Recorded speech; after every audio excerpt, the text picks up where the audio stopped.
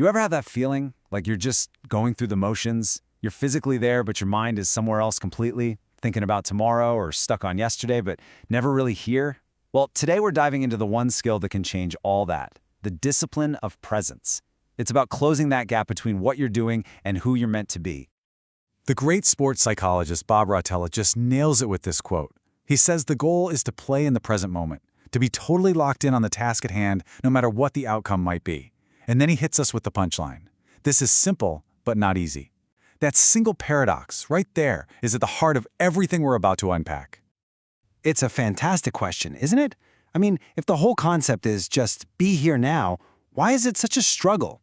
Why do our minds wander to the grocery list in the middle of a huge meeting, or start worrying about something next week when we're supposed to be enjoying this moment right here? And here's where we can really break that paradox down. The idea of presence is simple. You don't need a fancy degree or some secret knowledge to get it. But it's not easy. Why? Because it demands the stuff that's always in short supply. Real will, serious self-discipline, a ton of patience, and, of course, time. Okay, so how do we actually build that discipline? Well, there's this really powerful framework from the author Steven Pressfield, who talks about where two big ideas meet, something he calls necessity and something we all know, free will. Let's dig into those. So, necessity. This isn't just about what you want to do, it's about what you feel you absolutely have to do. It's that unique thing that feels like it was put on this earth just for you. For a writer, it's the story they have to tell. For an entrepreneur, it's the problem they have to solve. And here's the key, you don't really choose it, you discover it. And if necessity is the universe calling your name, free will is you deciding to pick up the phone. It's the power you have in this very moment, and the next one, and the one after that, to actually do the work. You can't control what your calling is, but you have 100% control over whether or not you show up for it. And this is the whole point. This is the secret sauce.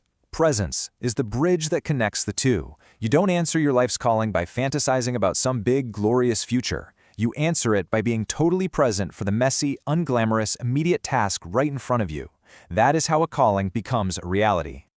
But you know, being present means we have to go to war with our own bad habits. We have to really master our inner game. And that means shifting our mindset away from just preserving who we are and moving toward constantly innovating who we can become.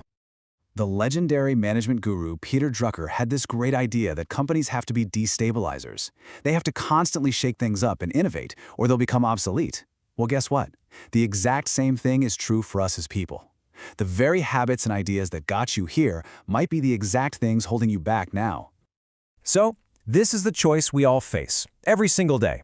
We can cling to preservation, get stuck in our old ways, our old answers, and that just leads to stagnation. Or we can choose innovation, a path of constant self-renewal. That means being present enough to see when our own playbook is outdated and having the guts to write a new one.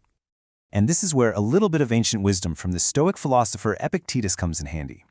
Being present isn't about wishing you had a different job or more money or better circumstances. No, it's about taking a cold, hard look at what you actually have, your skills, your time, your energy, right now, and getting to work with that.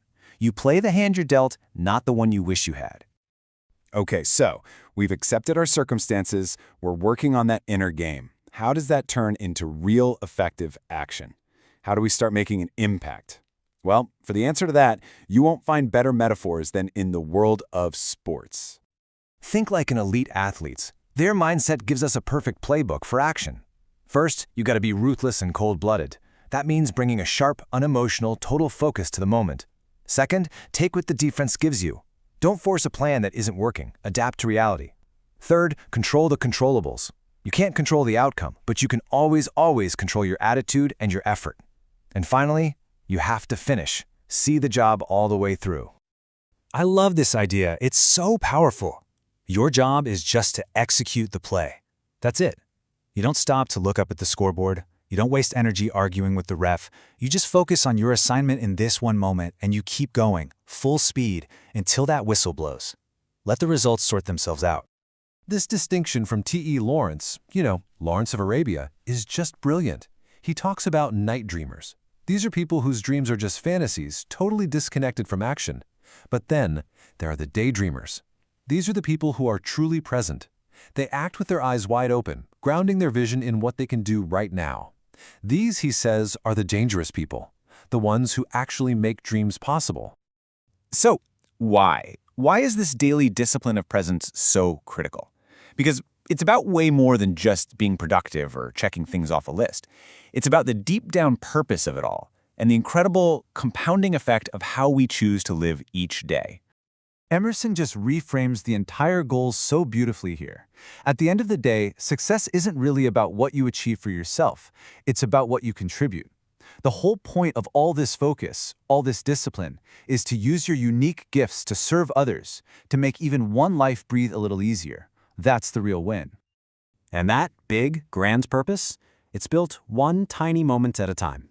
This quote isn't just a feel-good platitude, it's a fundamental law of the universe.